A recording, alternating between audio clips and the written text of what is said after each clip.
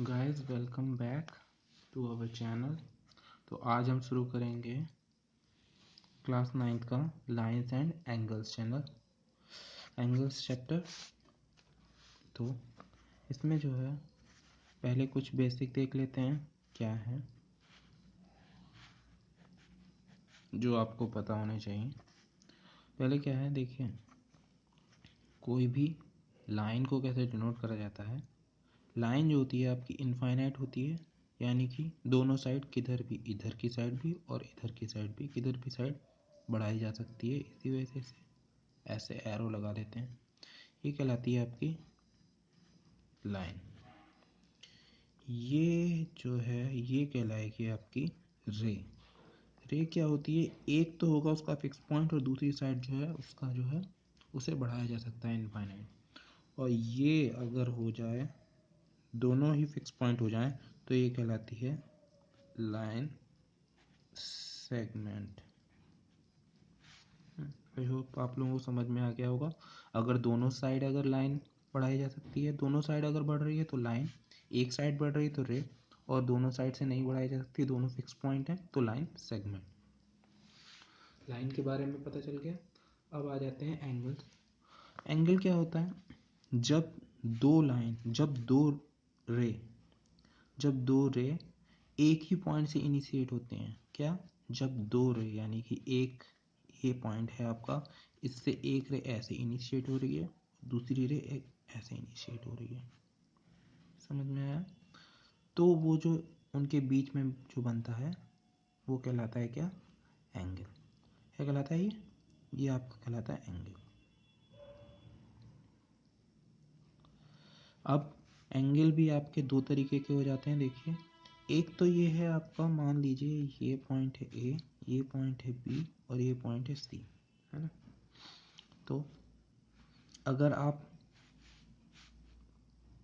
यहाँ से चल रहे हैं सी बी ए ऐसे करके, तो इससे पहले तो लिखने का तरीका देख लीजिए।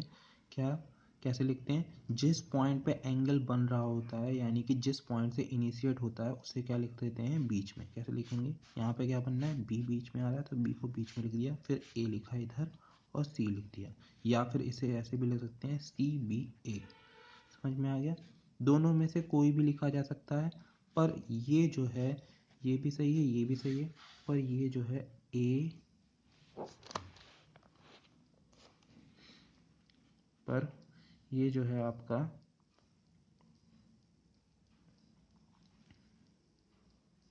ए सी बी, ये नहीं हो सकता है। आपको समझ में आया? हाँ, तो अब ये जो है तरीका आपको समझ में आ गया। कैसे लिखते हैं, जिस पॉइंट से जो है इनिशिएट हो रही हैं दोनों रेज, उनको जो है वहाँ पर लिख देंगे। आपको उस पॉइंट को क्या लिखेंगे, मिड में। जैसे कि दूसरा देख लेते हैं, जैसे कि आपका ये जो है ऐसे करके है एक एंगल, ये आपका है P, ये आपका है Q, ये आपका है R। तो यहाँ पे एंगल कहाँ पे बन रहा है, हमारा यहाँ पे बन रहा है। तो इस पॉइंट को, यानी कि Q पॉइंट को बीच में लिखेंगे, Q यहाँ पे लिख दिया। फिर इसके बाद एक पॉइंट आपने इधर जो अनकॉमन है, मतलब जिस पॉइंट दो रे जो हैं, दो पॉइंट उनको लिख देंगे। या तो P इधर लिख देंगे, या R इधर लिख देंगे, या तो R इधर लिख देंगे, Q इधर और P। Q हमेशा जो है सेंटर में आएगा, तभी सही है आपका। अब ये समझ में आ गया। फिर इसके बाद जो है आता है कि इसको जो है एंगल जो होते हैं आपके दो तरीके के होते हैं। एक तो हो जाएगा इंटीरियर एंगल। क्या हो जाएगा, इंटीरियर एंगल।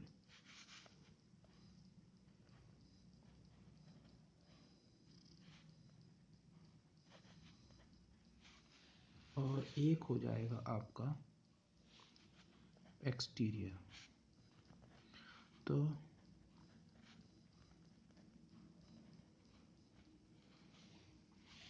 देखिए, ये जो पॉइंट है जो सी बी ए, यानी कि ये वाला जो एंगल है, यानी कि, या फिर इधर दोबारा से देख लीजिए,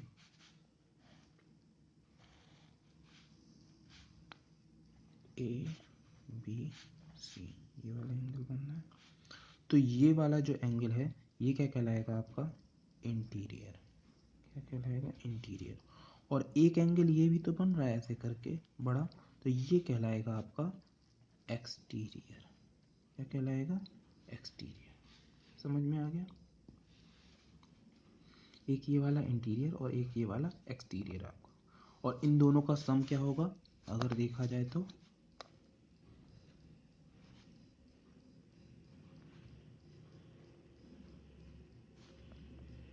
उस टू क्या हो जाएगा? 360 डिग्री।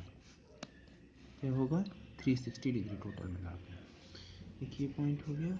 अब आ जाते हैं आपके कुछ एंगल्स होते हैं, एक तो ये एक तरीके के। अब आ जाते हैं types of angle.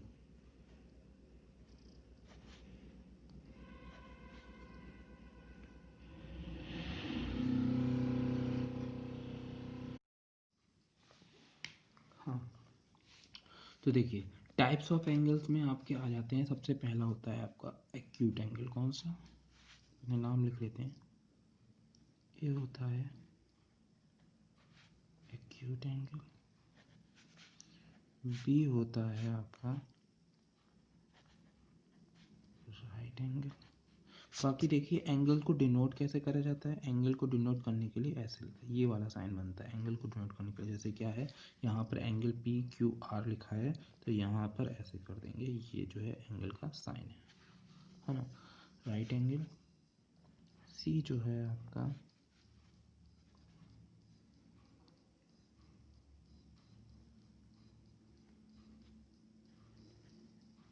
Obtuse angle, और डी जो है आपका स्ट्रेट, और ई जो है आपका कॉम्प्लीमेंट्री, एफ जो है आपका वो कहलाता है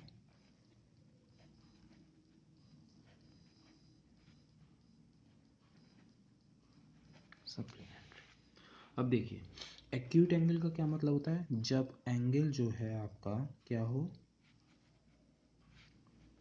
एंगल जो है आपका कितने डिग्री से, यानी एंगल को वैसे थीटा से भी डिनोट करा जाता है, और दूसरा टाइप क्या है? थीटा।